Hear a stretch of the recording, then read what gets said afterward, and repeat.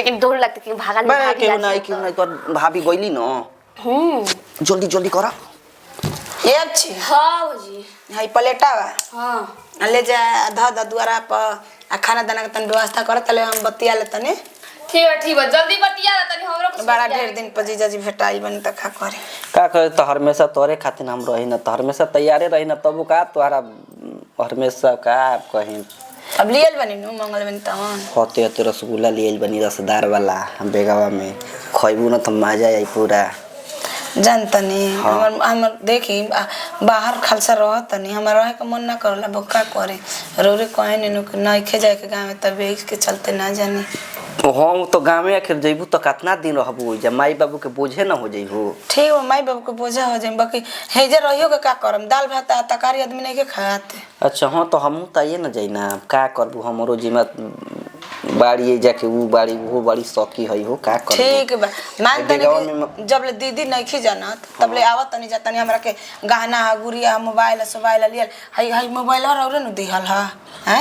हां मोबाइलवा तो मान तनी मोबाइल और दिहल अब कितना दिन हमरा से कुछ कहत तनी अरे और लिया देता सही बताई हां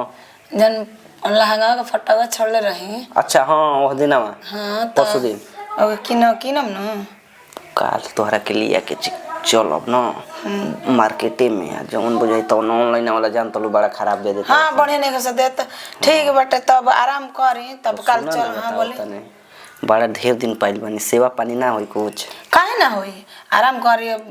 सेवा पानी होई ना तो 9-10 बजे राती के आजी हां हां आई तले देखा तनी सेवा पानी होई क्या ना तले आराम कर थकल आराम करत तनी हम हां थकल बन ठीक हो जाता नहीं का बताई बड़ा माने ली हमरा के राती के बुला दिले बानी इनकरा के 9 बजे इनकरा के बुलाइले बानी 10 बजे यह रात भर ध के सुतल जाइए अब देखो जीजा का करतनी बैठल बानी हो का करी अब तो जात रहनी आराम करे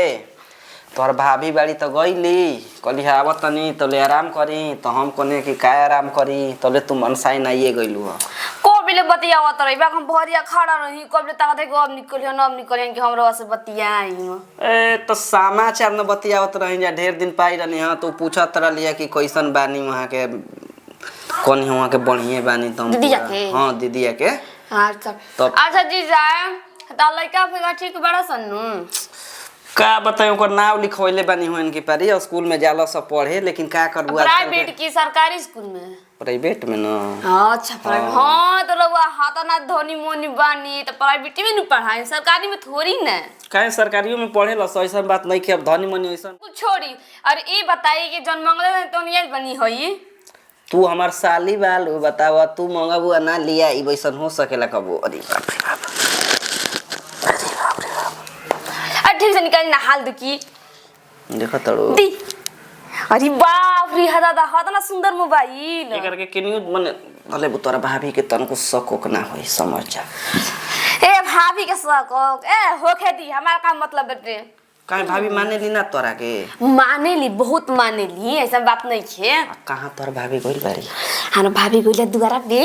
दुआरा पर हां खाना वाना का तैयारी करे गइली है लकड़ी लियावे अबे मिले ठुई का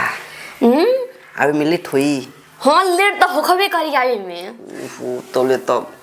का बताई तो देखो मुंडो हमर गबड़ा गइल बा तोहरा के देख के ढेर दिन हो गइल बा भेंट कइले तो वो तो ढेर दिन पे आइल बना हम सोच रहे कि भाई कर उतर दीदिया बड़ी ऐसन काम के अतु कर देलिया तना काम बाकी पूछी मत एगो काम करा ना तोर दी भाभी के आवे में लेट बा हां ठीक न तो लीजिए तू घुलट जा देखो